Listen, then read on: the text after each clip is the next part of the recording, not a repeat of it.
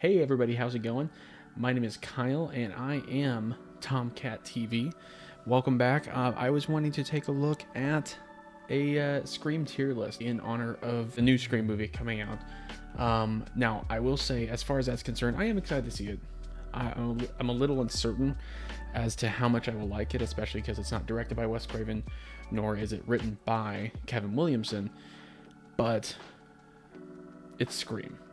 Anything Scream, I'm definitely open to checking out, especially if it has Nev Campbell in it. Because even Scream 3, which didn't have Kevin Williamson as a writer on it, even Scream 3, which is a bad movie, we'll say it's not a good movie. I really enjoy still. It has some really funny moments. It basically abandons a lot of the horror aspects of it, even though there's still some areas that are very horror-esque and like scary. It abandons a lot of the horror aspects just for full-on comedy, and honestly, I do think it's really funny. It makes me laugh. I was definitely wanting to take a look at a Scream tier list, and I figured maybe I'd do a ranking of the Scream movies. That's an easy one though, because pretty much for me it goes, last place Scream 3, next I put Scream 4, then Scream 2, then Scream 1 as like an objective ranking. Personally, I probably watch Scream 2 more often because that's actually the one I was first introduced to. So I was kind of introduced out of context. Funny story, and I've never told this actually on my channel before, but I had actually my first introduction to horror as a whole. And it was actually to Scream 2. I was like 5 or 6 years old. My mom left the room and saw that Scream 2 was on. It was on TV. And she was like, well, hey, you know what? It's on TV. 5 minutes, whatever. How bad could it be? Well, it could be pretty bad when a guy gets stabbed in the head through a stall. For a long time, I was absolutely petrified of Ghostface. On like Halloween as a kid, it was like paralyzing my fear of Ghostface. But now, because of Scream, I've fallen in love with horror movies. Scream is my favorite franchise, my favorite horror franchise of all time. Honestly, maybe my favorite franchise of all time. I love Scream. I love the slasher genre. Honestly, Scream is part of the reason why I love the Halloween movies so much, honestly. But Scream is my number one, and I watch it every year. I watch Scream 1, 2, 8, 3, and 4 every single year. And I'm hoping this new one actually is able to come in and be part of my annual tradition, basically. Actually, it's more like an every other month tradition. I end up watching it, so. I want to I want to go ahead and try to rank the kills.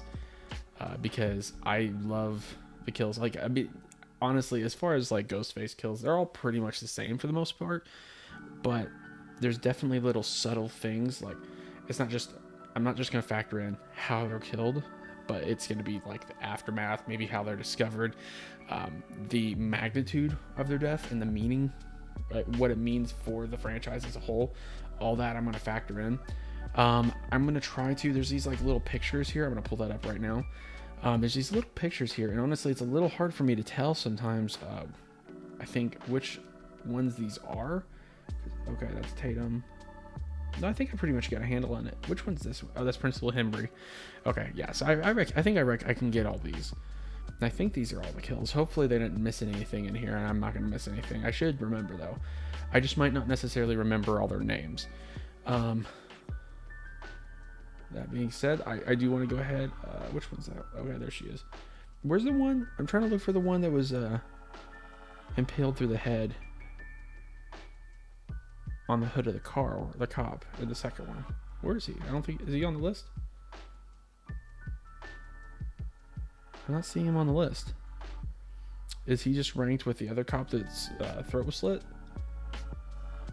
I'm not so sure. I guess if they're ranked together, maybe that's part of it. I don't know. Anyways, I'm definitely going to get started on this. My baby's moving a little bit, so hopefully she stays asleep.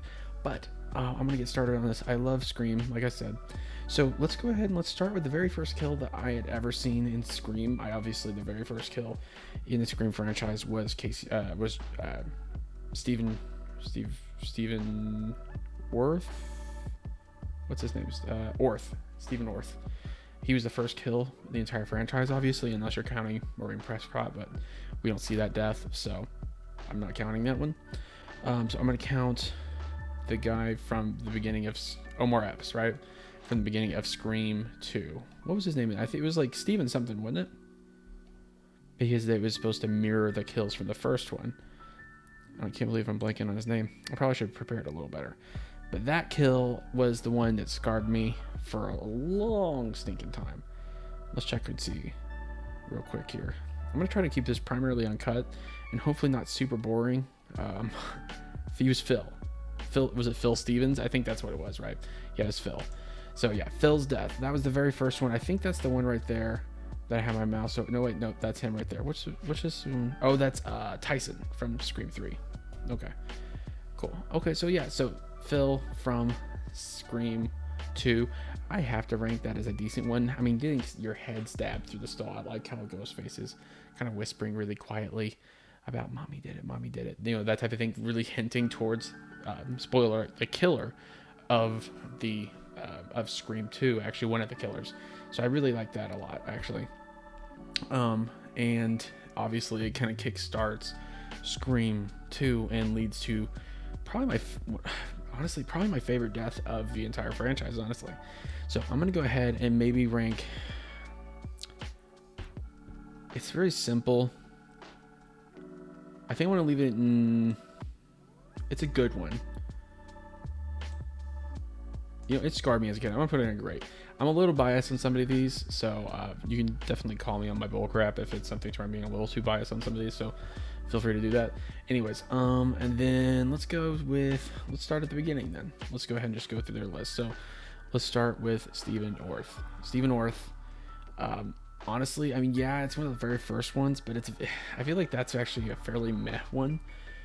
You know, it's gruesome because of his guts spilling out, but you don't even see it. You don't get to, know him at all before death. He's just basically tied up there and he ends up getting gutted. But it is a part of the opening scene that is absolutely incredible. I'll just put that under good because it's not really one of my favorite kills.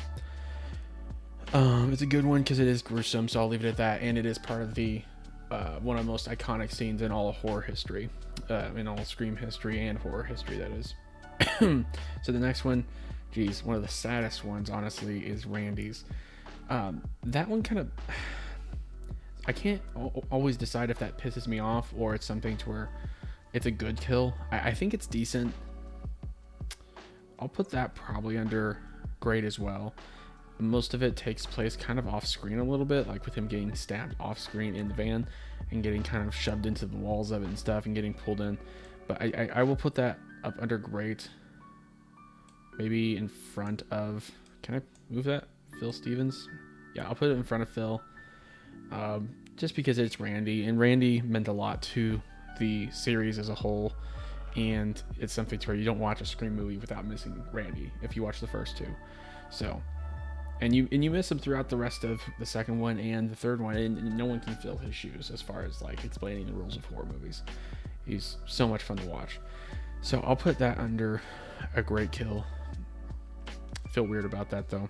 Tyson, I freaking love Tyson's kill. I'm gonna put that under ultimate because it's Scream 3, yes, but like just the whole whenever he first gets stabbed, I mean, he starts running away. Hey, everybody help. He's screaming. He's all scared and all that, obviously. And then I like how he's running down those stairs and he turns back and he sees Ghostface chasing after him. He's like, oh, you motherfucker. Like that every single time makes me crack up. It's such a funny scene. I love it so much. And then the way he just does this wicked backflip when Ghostface pulls the rug out from under him. I like that quite a bit. That's really cool. And then of course, I don't think he stabs him again. I think he just throws him off the balcony and then he dies. So that was fairly unique as far as that goes.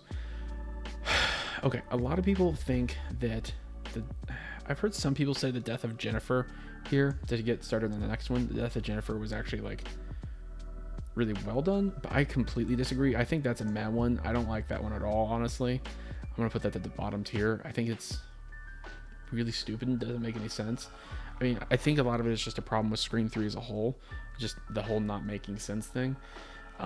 Because the problem is, I mean, she gets in there, she backs into the corner. I've watched that movie so many times. Tell me if I'm wrong. I do not see, where is the exit? Where did Ghostface freaking go after stabbing her? Where did he go? I really don't get it. So they go through and he's shooting the glass. Like, so Ghostface, Jennifer goes all dead end, right? She has nowhere to go, I guess, unless there's another secret door or something like that. But there's a dead end.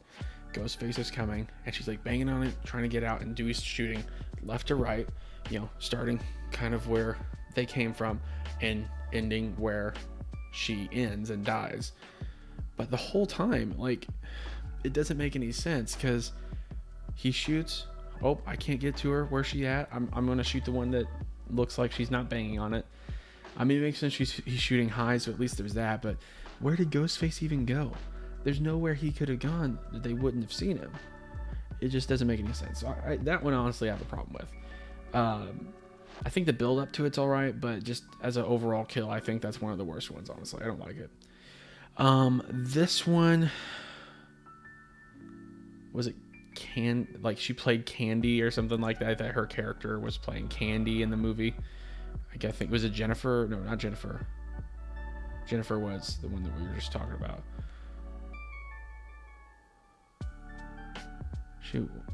Who is she playing? I know the actress, obviously. She's famous. I can't remember who she was playing. Give me a second. I'm gonna go try to take a look and see exactly who she was.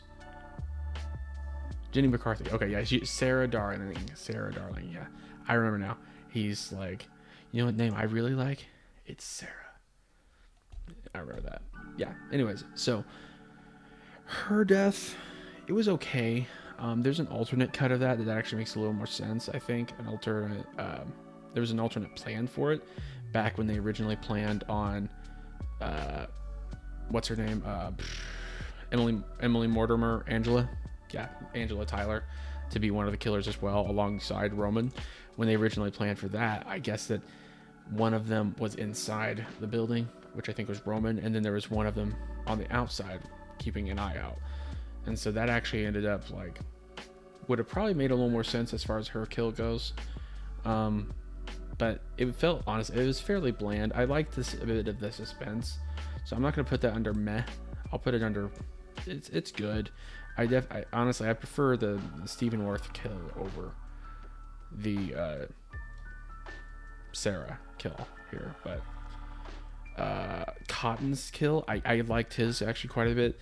The stupid voice changer crap from Scream 3 aside, I really did like Cotton's kill. I thought his kill was really good. The whole stab to the chest and then to the head thing. I don't think they have all the kills here. No, they do. Okay, I think it's fine. But anyways, I liked Cotton's death all right. Cotton's death wasn't too bad. I liked kind of his fight with it and how he goes. Honestly, I tell you what I really like. I'll kind of talk about this a little bit. I like whenever the way that whole movie starts. I really kind of enjoy. I mean, a lot of people I'm sure have problems with it, but I like how he's on the road and he's driving home. He is like speeding home like crazy fast to try to stop, obviously, what was going on, to try to save his girlfriend's life or whatever. And on his way home, when he finally gets there, there's him on the news, not his, it's his show. It's playing on the TV, and it's talking about how it's basically a special expose on road rage, right as he just got done like plowing through traffic and like driving like a psycho to get home. And it just was like a little funny. It made me laugh, if that makes sense. It made me laugh. I don't know if I explained it very well, but I liked kind of the build up to that scene quite a bit. I enjoyed his performance as far as that goes. There was a little goofy sound effect, so I'll put that maybe under great. I think that's not a bad kill. I think it's a decent one. Okay, so this one right here for Emily Mortimer's character, Angelina, I actually really liked hers because, of course, there's that huge switch. I mean, honestly, I could almost see her as being an accomplice, and then she was just like completely like betrayed by him. I could almost see that her as that being made canon, that maybe she was kind of an accomplice, and Roman then betrayed her in the last moment, just killed her anyways. And then we just maybe never knew that. I could see something like that. But as far as her kill goes here, I really did like that. There's only one downside to it, and I'll get to that in a second, but I really like She's like, it's crazy to still be in here after she reveals that she, you know, obviously took part in the casting couch in order to get the part, so she wasn't nearly as innocent as what she said she was, or tried to portray herself as being. And then she goes down there, she's like, you guys are crazy to still be here. Turns around, Ghostface is there, stabs her right in the chest multiple times, I think, and she's just screaming bloody murder. And I like when they go and they look over the top and they see her just like looking up blankly, like you can see in this image right here. And then Ghostface just slowly drags her away.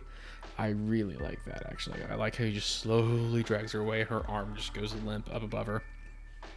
So I really like that. That actually really works for me. I know this seems a little weird, but I'm going to go ahead and put that one actually fairly high. Actually, I'll put that one right here because there's a downside. I do not like whenever Gail and Jennifer see it and they both turn and do the freaking Disney scream for some reason, like the sort of thing. It just seems so fake and cartoony and stupid, and it just is a little too silly for me, honestly. But I'll put that pretty high just because I kind of like that pull away. It was actually really creepy, her like dead body being pulled away. I really like that. Okay, obviously we know exactly where this is going. It's going right up into legendary. It is the kill that started it all. It's not the very first kill, obviously, but it's the kill that started it all. Nobody going into that movie is the first time, other than maybe people who kind of knew kind of the template, I guess, of Scream, and kind of a little bit about what happened. Nobody knew when they went to go see the movie in the first place that Drew Barrymore was going to be one of the first kills. It was such a shock for people when they went to go see it originally, and how disturbing it is, honestly. She's a teenager home alone, gets stalked by a killer, gets murdered, her parents literally right around the corner, and Billy and Stu work so efficiently, get it done like lightning fast, hang her up, guts on, and insides on the outside.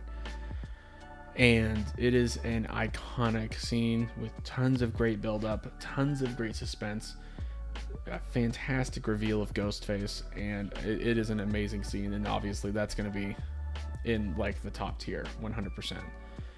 Honestly, I could probably change the names of these tiers, but I'm too lazy for that. Okay, so this one, honestly, I don't really care about those kills towards the beginning of Scream 4 because they're not really kills. They don't really matter because they're not like, I'm trying to look and see if there's names for them. I don't really care. So this chick from the beginning of Scream, I guess they're probably, oh no, it's got them separated out. I don't know why it has this cop separated, like just him. Showing you the picture. I don't see the other cop who was impaled to the head in Scream 2. So I don't get that. Anyways, so this one right here, I think she was stabbed in the chest, right? Yeah, she was stabbed in the chest. And I think that's pretty much it. These were just really quick. They weren't special at all. Had no meaning for the story. It was just a fun little bait and switch. I love those opening, like, jokes. Basically, those opening tricks and teases. I like those, but I'm going to rank both of those, honestly, real quick. I'm going to just rank them both under meh, because they have, like, no bearing on the story at all. So, don't really care about those. I'm actually going to do the same thing with the Anna Paquin one. There's just no, I mean, I hope that makes sense. I just think they're meh. It's just the stabbings and it's just random. I'll put that one actually above because they have Anna Paquin being stabbed by Kristen Bell, or is it Kristen Bell or Kirsten Bell? It's Kristen Bell. But being stabbed by Kristen Bell is just hilarious. So it's funny, but it doesn't matter for the story, and I don't really, I'm not going to list them high. It'd be stupid too, at least for me, in my opinion. I'm going to, is it Marnie? I think it's Marnie, right? So Marnie, her kill is, as far as Scream goes, it's Scream 4. It's probably a more insignificant one, even though it's the one that started off Scream 4. It's off screen, and it kind of starts the whole chase between Ghostface and what's this girl's name? I can't remember her name in that movie. Let me check real quick here. Man, my computer runs so slow. You guys are seeing this, right? Computer runs so stinking slow. And of course I have like a trillion ads. And yes, I understand there are things I can do to stop that. But I don't want to. Jenny. It's Jenny, right? Yeah, it's Jenny. Jenny Randall. So, for Marnie, not sure where I'm gonna rank her. It feels fairly insignificant. I'll put her under meh, just because it was just a stab to the gut and then thrown through a window. I know there's deleted scenes where you actually see, I think, some of her kill. I actually don't know if I've seen that deleted scene. I don't think I have. I need to watch get the remastered versions, the 4K versions of these movies, because again, I just can't afford them, unfortunately. Afford to be out spending extra money on movies I already have. And then we have her kill. I actually really like that kill. I'm actually gonna rank that one actually really high. It is an emotional one, honestly. It's one of the only kills I actually feel almost kind of bad for a little bit, because it's just, and I think it's mostly just her performance. It just really sells it for me. I think getting a little bit of background, seeing her with a friend, I think that probably helps a little bit too. But the whole chase scene, him stabbing her in the back, and then her, obviously, when you get stabbed in the right spot, you're not going to be working so well. And so her crawling to try to get away, and then a bit of a reworking of Tatum's death from the original Scream by shutting the garage door on her instead of lifting her up through like a cat door or something to that effect. I think that worked actually really well for me as well. And then of course the final kill for her as she's crying and like all that stuff. And I think that was actually really effective, and it made me feel something. It made me feel sorry for her, which I can't say for all these kills, honestly. The only one that I was really sad about, I think out of all these kills was probably Randy and Marley. Was it Maureen? I think her name was Maureen, right? So, and what do we got here? Shoot, that's Scream 4, right? I think that's the friend who was gutted. What's her name? Poopy. Her name's not Poopy, I promise. Olivia. Is that Olivia? I'm gonna say that's Olivia. I think that's Olivia Morris from Scream 4. I think that sounds right. So it was Olivia Morris, I think. Her Scream, obviously, I'm gonna put that up in Legendary. That is a gruesome one. That is so stinking bloody. Actually, maybe it doesn't. No, that doesn't deserve to be Legendary. It doesn't deserve to be Legendary. It doesn't make me feel a whole lot. It's a brutal one, and it is fantastic. I do really like it, but I don't think it deserves Legendary. I think it's Ultimate. I want to keep it like that. I think that makes sense. It's brutal. I don't really have to explain too much there. As far as that's concerned, in the moment when you're watching it, you don't know, Jill's involved in this. Obviously, it's like they're across the street and they can't really do anything about this, and they're watching their friend essentially get gutted. And at the end, and dude, whenever Sydney goes up there, room's covered. Whenever Sydney goes up there, and the room's just like completely covered in blood, just caked in it, and she sees her guts literally out of her body.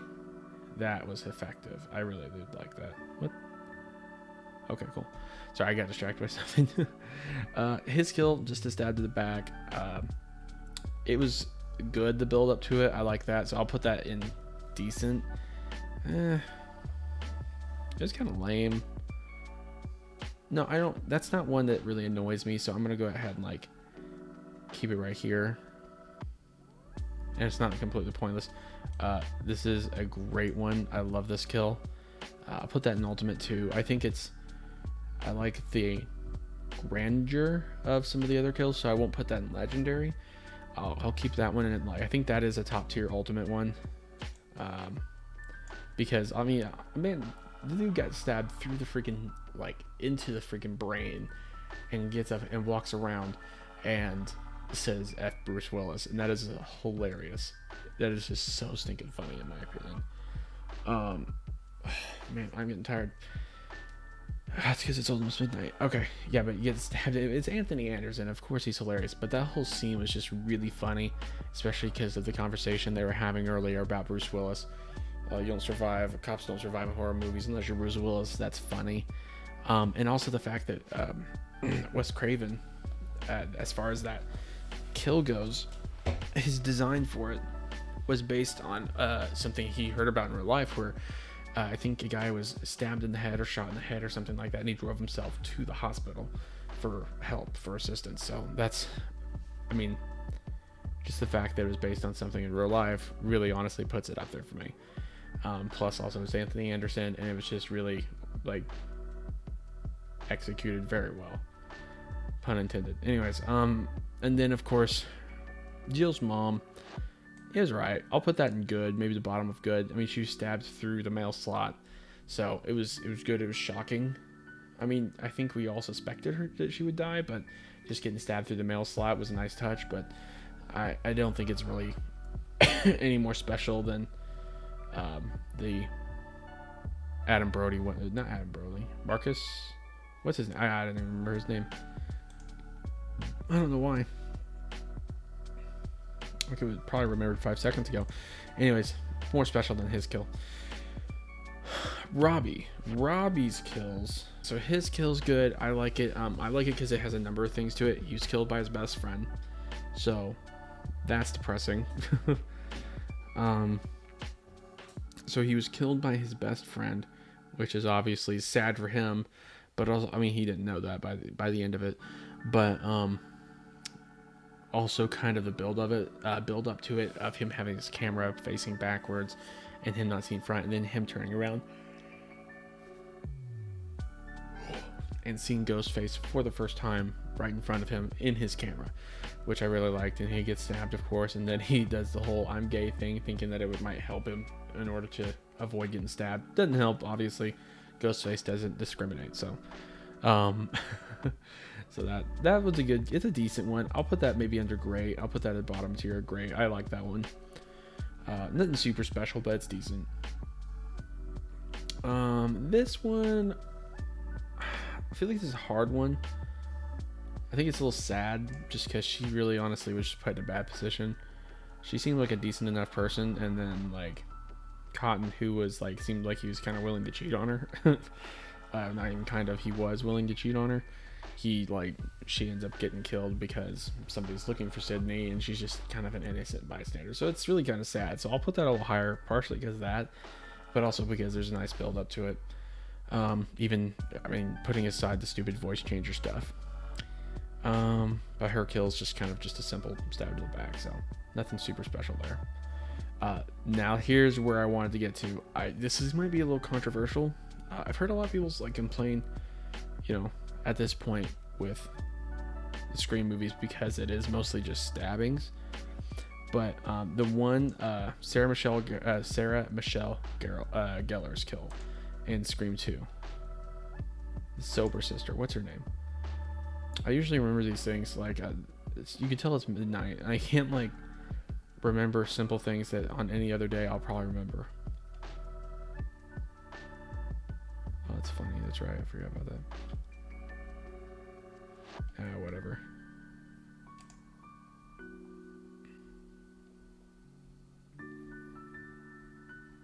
Cece, that's right. Yeah, so Cece's death, I, of course, really like. The whole build-up of it is just perfect. It's Sarah Michelle Gellar, so the performance is good. It's another like A-list name, or at least B-list name. Like, I mean, she's a good actress, and she was really famous, especially at the time. She was really famous and very popular and very sought after. And the fact that she goes in and she dies, it makes a huge impact, I'd say. And I love how it's orchestrated, how it's built up, how the phone calls, how he gets inside. I love all that stuff. I think that's great. I like the chase up the stairs, and my favorite part is whenever he stabs her multiple times after throwing her through the window, and then throws her off the roof, and then you see it focus in on her body on the ground, and then focus out of the body and focus onto the knife as he swipes it off. And as all that happens, you hear music kick in, and it's like super upbeat music.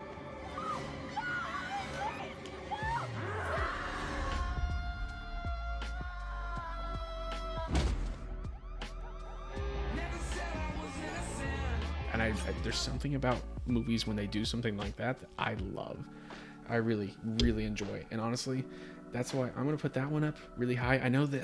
Oh, shoot. I traded one out there. What happened? Okay, I had this one. I had that one in great, didn't I? I'm gonna put that one up there. I don't know how I traded that out. I hope I didn't screw anything up here. Honestly, I probably won't remember anyways. Yeah, I think that's right. Does it look good? Yeah, I think that's how I had it. Yeah, so I love that kill. I think that kill is just one of my favorites. So that's good. I'll stick with that. And then we have Principal Hembry. That is a classic kill. It is a great build up. It's something where obviously during the whole build up to that kill, it has the cameo from Wes Craven, which is awesome. Having him come in like dressed like Freddy Krueger, which is hilarious, as a janitor. And then he comes back in and he gets stabbed multiple times, and then you see the reflection of Ghostface in the eye of Principal Henry, which I like. People always say, and I was a little confused, honestly, I've never like really zeroed in on it being weird that at the beginning Principal Hembry, whenever they bring in Sydney for questioning, puts his hand on her shoulder and then puts his hand under her chin and says, hey, everything's okay. Because the way I thought of it is like, it seemed like he knew her and had to communicate and try to help her a lot through her mom's death. And I got the feeling of him thinking that he wanted to take care of her, if that makes sense, and feeling bad for her, because she's supposed to be like, what, she's supposed to be 17 or 18, right? So I mean, I don't know, I don't really see how it's that weird. Yeah, maybe he shouldn't touch her in any way like that, but I don't feel like he was trying to be inappropriate. I mean, that was just my opinion. I don't feel like he was creepy. But I guess I can get why people say that. That being said, his death as a whole, I think it's a great one. I think it's a really good one. I will put that above those, but under the ultimate ones, because I don't think it's really that great, even though I do like it. Yeah, and I'll just stick with it right here, I think.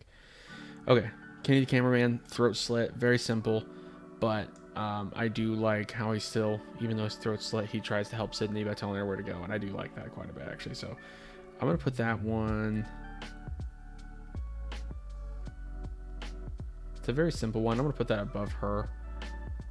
Yeah, actually, I'm gonna move her down to good. I think I'm gonna change that. Yeah, I think that's good. I think that's better placement. But I think he's under great just because I liked him as a character. He was entertaining to watch. Okay, this is going right up here.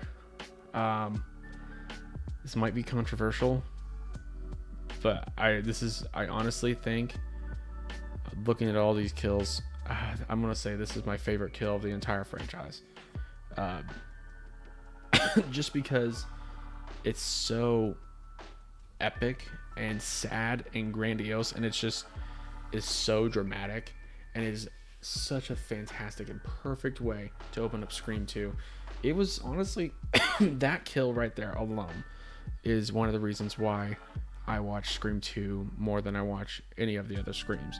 It's just that opening kill was just so amazing, and the way it was directed, that just the whole build up with her killing Phil, or not with her killing, but with them killing Phil in the bathroom, Ghostface, and then coming out dressed up like him but with the Ghostface mask on, obviously, and then her noticing the blood, and then in the chaos her getting stabbed multiple times, and everybody just cheering it on, thinking it's a publicity stunt. Everybody thinking it's just a publicity stunt, and then her climbing up the stage in a final attempt to basically say, please help me, screams in pain and sadness, and then expires and dies, and the music just cuts.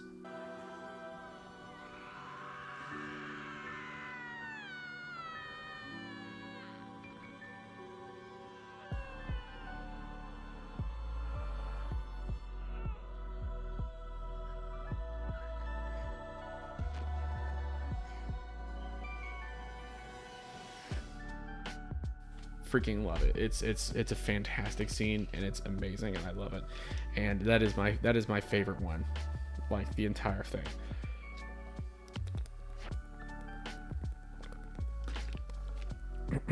Spoiler alert. Anyways, So hopefully this doesn't cut out too bad. And then of course I'm gonna go her kill. It's a weird build up. I don't know how Ghostface got there that fast, but it's not a big deal. It's not like I don't really care for this one. I just think it's fairly plain for the most part. I think I'm gonna put it above, because I liked her character better. I'll put it maybe at the top of good. It was just really quick and sudden, and I didn't really. It's decent, so I'll do that. I think that'll work fine for me as far as that goes. I'm gonna put that one there, but yeah, I think that'll go. I'll put it at the top of good. I don't really have a whole lot to say about it. I know actually something interesting. If you don't know this, I think Holly was actually originally meant to be one of the killers. I mean, there was multiple script leaks that they had to change, so they had to change the script multiple times. I think there's a script where it was supposed to be her and Mickey, and then there was a script where it was supposed to be. Was there one that was? Oh shoot. Was there a script where it was supposed to be her, Mickey, and Mrs. Loomis? I can't remember, but I know there was multiple scripts. I know one of them that she was meant to be originally. So, I do find that interesting, and I'm curious what it would have been like if those scripts wouldn't leaked, what this movie would have ended up being like. So it is kind of interesting to think about. But I'll put that in good just because she was a decent character and her death meant a little bit. And the kind of shock of it, which I mean, I think you'll obviously expect as soon as Ghostface is gone, you're like, oh, she's dead. But like, it's a little bit better than the ones underneath it.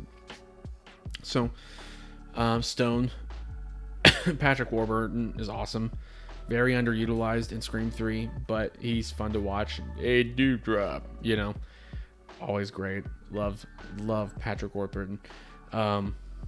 I like the whole like interaction between him and the Ghostface as he's pretending to be Dewey. He's like, I'm just checking out your trailer to make sure no one's waiting to off you like they did your little sister. And it's like, geez, that's a scummy thing to say. And then obviously Ghostface jumps out and kills him. And then he wanders out and dies. So it's not really a super special. Patrick Warburton deserves better as far as tier goes. I'm a little biased because I like him so much. So maybe I'll put his kill above. I'll put his kill above Hallie. Maybe I'll put it in great.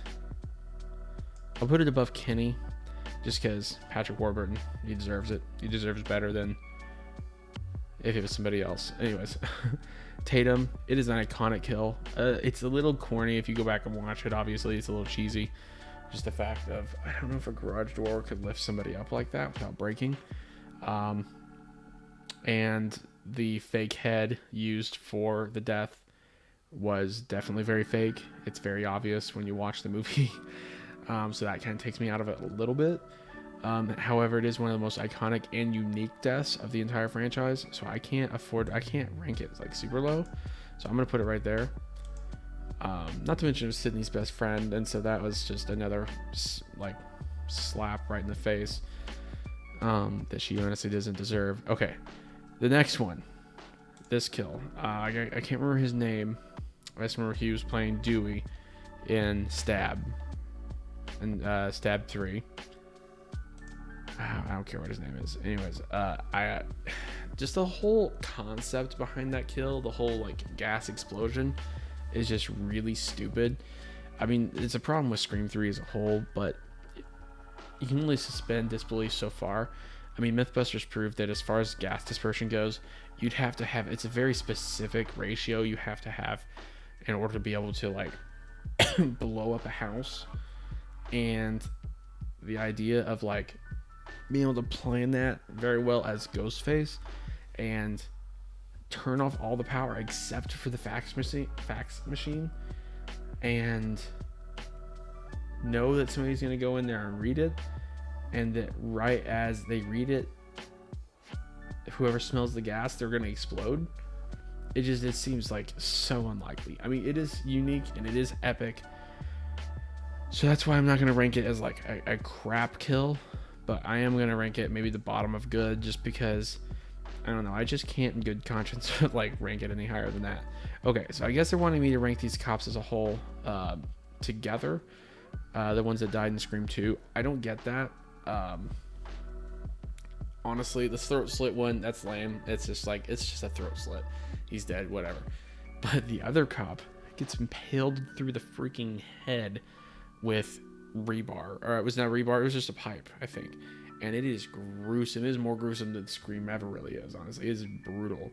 And it is haunting to look at. The whole twitching thing with his gun and everything, it is just haunting to look at, honestly. So, that deserves to be ranked really stinking high. I'm not going to put it on the level with Casey, CC, or Maureen, but I'm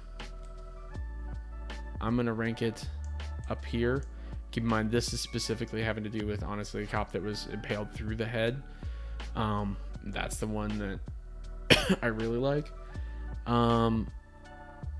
I'm going to rank that at the top of Ultimate because that is a fantastic kill and it was gruesome, had a great build up, and I loved it. So that's, I guess, every single like Ghostface kill in Scream franchise all the way up to, you know, through Scream 4, but not counting the new Scream yet.